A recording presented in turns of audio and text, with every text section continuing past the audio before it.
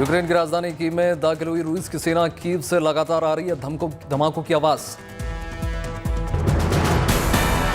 रूसी सैनिकों के कीव में दाखिल होने पर बोले यूक्रेन के राष्ट्रपति ज़ेलेंस्की। घुसपैठियों में रूसी सैनिक भी शामिल।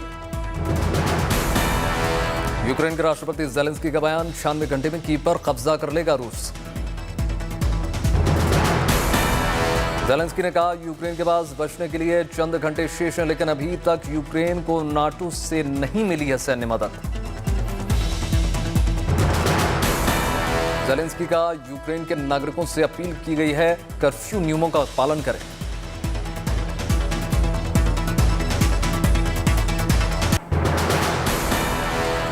यूक्रेन के राष्ट्रपति ने की पूरी दुनिया से मदद की अपील। कहा हम अपनी आजादी की रक्षा के लिए लड़ें। कीव में रूसी सैनिकों ने दाखिल होने पर भावुक हुए ज़ेलेंस्की। कहा चंद घंटों में गिर सकती है लोहे की दीवार। हर तरफ से गिरने के बाद यूक्रेन का गुस्सा। ज़ेलेंस्की ने कहा हमने अकेले ही देश की रक्षा की।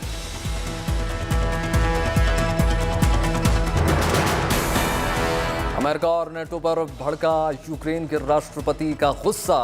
कहा हर कोई डरा है, हर कोई चुप है। कीव के पास यूक्रेन ने एक पुल को उड़ा दिया। रूसी सैनिकों को रोकने के लिए उड़ाया गया पुल।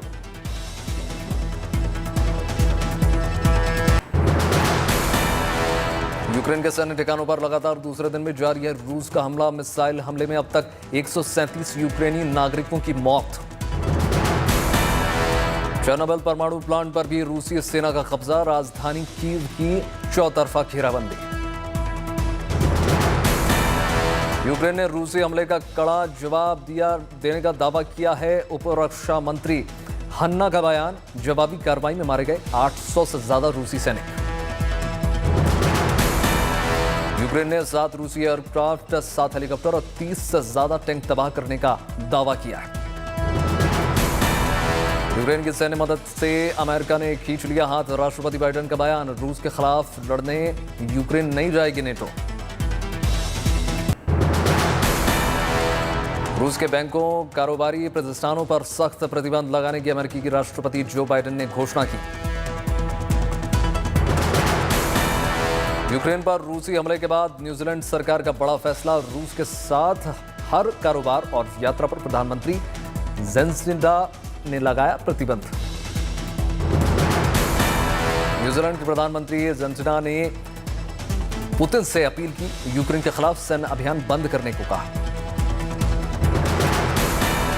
संयुक्त राष्ट्र के महासचिव एंटोनियो गुटेरेस ने एक बार फिर रूस से की शांति की अपील। गुटेरेस का बयान, मानवता के नाम पर युद्ध को जल्द रोके राष्ट्रपति पुतिन।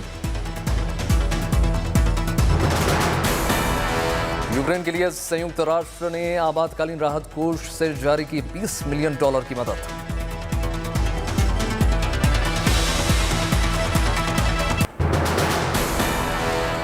यूक्रेन पर रूसी हमले की निंदा करना ब्राजील के उपराष्ट्रपति को पड़ा महंगा। राष्ट्रपति जायर ने लगाई फटकार।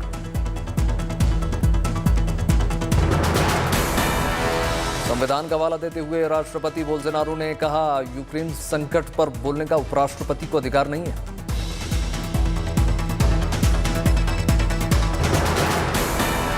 यूक्रेन पर हमले के खिलाफ रूस में उठी विरोध की आवाज। पुतिन के फैसले पर भड़का लोगों का आक्रोश।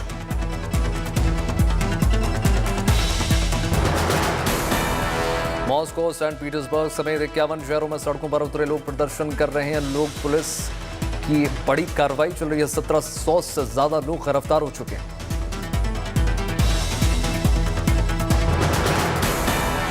अमेरिका के कई शहरों में भी यूक्रेन पर रूसी हमले के खिलाफ प्रदर्शन जारी है। राजधानी वाशिंगटन डीसी में भी रूसी दूतावास के बाहर लोगों ने किया है पुतिन के विरोध में प्रदर्शन।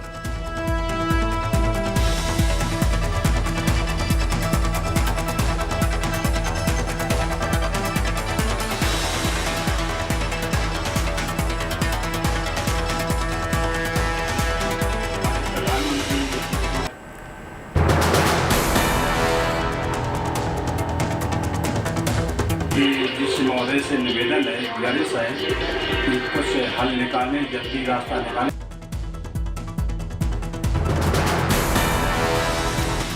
यूक्रेन के जपोरिया में फंसी भारत की बेटी, भारत सरकार से की मदद की अपील। यूक्रेन में फंसे हैं उत्तर प्रदेश के कासगंज जिले के 3 छात्र। वतन वापसी को लेकर परिजनों ने की मंदिर में पूजा अर्चना। भगवान से भी ये प्रार्थना करती हूँ कि मेरा बेटा जल्द से जल्द आ जाए, क्योंकि कोई भी उनको सुविधाएं नहीं मिल रही है। कीव में फंसा हुआ है मेरा बेटा। यूक्रेन में फंसे उत्तरकाशी के 4 युवा भारत सरकार से लगा रहे हैं गुहार।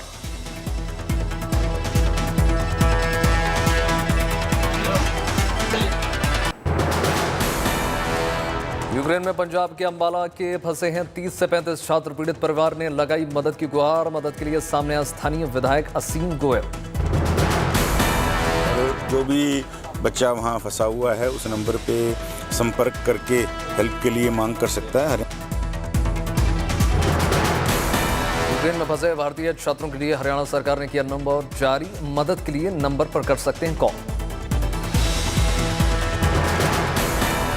यूक्रेन में फंसा बरेली का छात्र अभय प्रताप सिंह वीडियो के जरिए बताया यूक्रेन का बुरा हाल।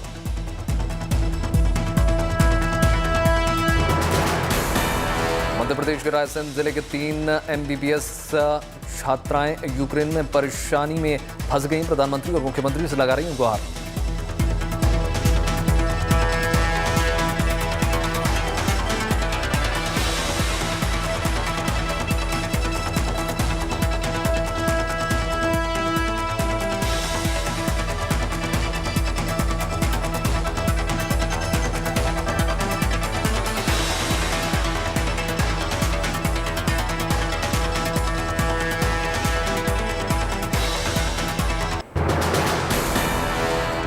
शिवसेना कॉर्पोरेटर यशवंत यादव के घर इनकम टैक्स का छापा। BMC स्टैंडिंग कमेटी के हैं चेयरमैन।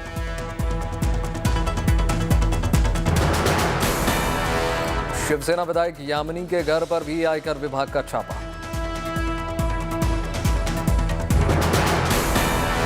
अपने पुराने गढ़ त्रिपुरा में फिर सक्रिय हो रही है CPM। पार्टी ने निकाली रैली। महिला आर्थिक निगम ने राजकोट में व्यवसाय करने वाली महिलाओं के लिए एक प्रदर्शनी का आयोजन किया। कश्मीर की बिल्किस चीन एशियाई खेलों में पहली हिंदुस्तानी जज बन गई हैं। एशियन गेम्स फेडरेशन ने दी है जिम्मेदारी।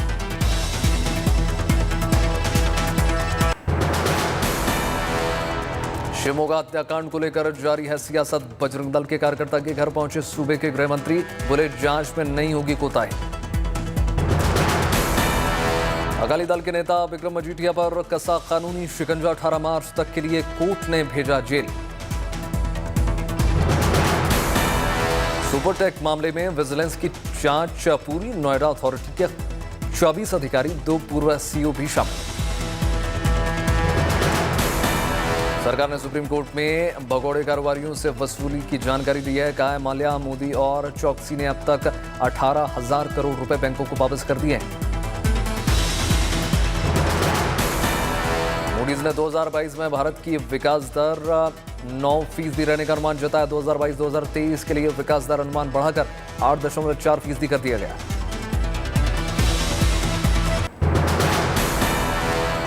बिहार के मुख्यमंत्री नीतीश कुमार ने जमुई में चलाया समाज सुधार अभियान। जीविका दीदियों से संवाद किया। नीतीश कुमार ने कहा बिहार में लागू शराबबंदी कानून, दहेज प्रथा को सख्ती से लागू करने के लिए सरकार की मदद करें लोग। नीतीश कुमार ने कहा जितनी मौतें कोरोना से नहीं हुई उससे ज्यादा मौतें शराब से हो जाती हैं। बिहार के दरभंगा में धूमधाम के साथ मनाया गया DMCH का 70वां स्थापना दिवस। ढोल नगाड़ों की धुन पर खूब थिरके डॉक्टर्स। मेडिकल कॉलेज के प्राचार्य ने भी सड़कों पर किया डांस। ढोल भी बजाए। वर्चुअल रूप से बिहार के स्वास्थ्य मंत्री भी शामिल।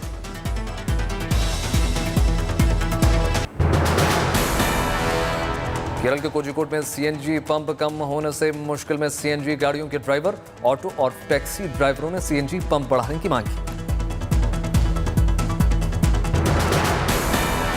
तमिलनाडु के रामेश्वरम में शिवरात्रि पर्व की धूम। रामानाथ स्वामी मंदिर में 12 दिनों तक चलेंगे उत्सव।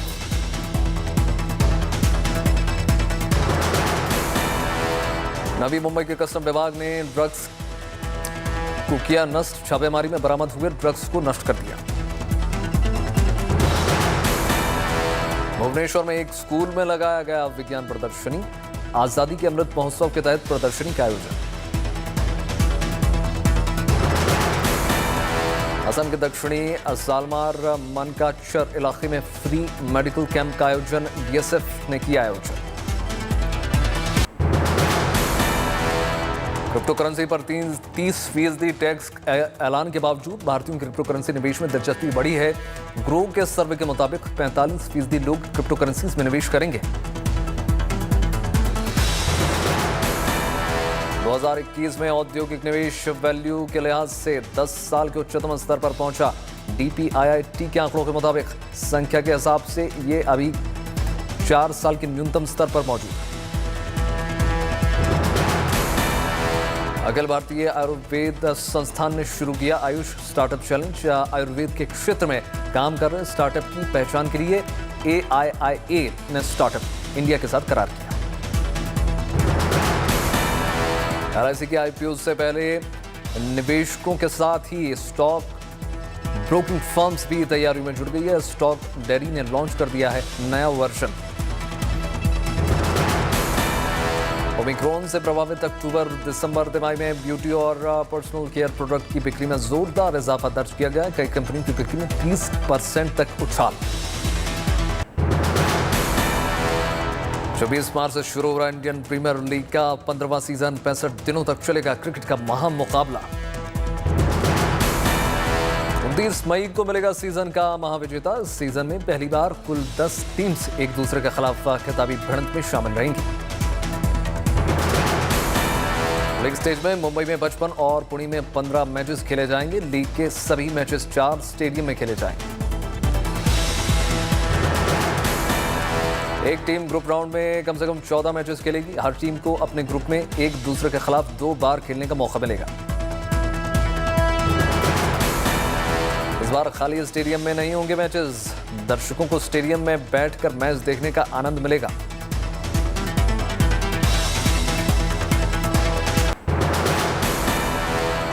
लखनऊ में भारत और श्रीलंका के बीच खेले गए पहले T20 मैच में भारत की शानदार जीत। श्रीलंका को 62 रन से परास्त किया। ईशान किशन और रोहित शर्मा की ओपनिंग जोड़ी ने ताबड़तोड़ बल्लेबाजी की। ईशान ने सिर्फ 56 गेंदों में जड़ दिए 89 रन तो श्रेयस ने जड़ दिए 57। T20 में सबसे ज्यादा रन बनाने वाले बल्लेबाज बन गए कप्तान रोहित शर्मा। न्यूजीलैंड के मार्टिन गुप्टिल और विराट कोहली को पछाड़ दिया पीछे। 199 रनों का पीछा करते हुए लड़खड़ा गई श्रीलंकाई पारी। निर्धारित 20 ओवर्स में 6 विकेट के नुकसान पर 137 रन बनाए। श्रीलंका ने एक छोर पर अकेली टीम को संभाला। भारत के लिए भुवनेश्वर कुमार और वेंकटेश्वर अय्यर ने की शानदार गेंदबाजी। दोनों ने चटकाए 2-2 विकेट्स। जडेजा और चहल 1-1 सफलता के साथ।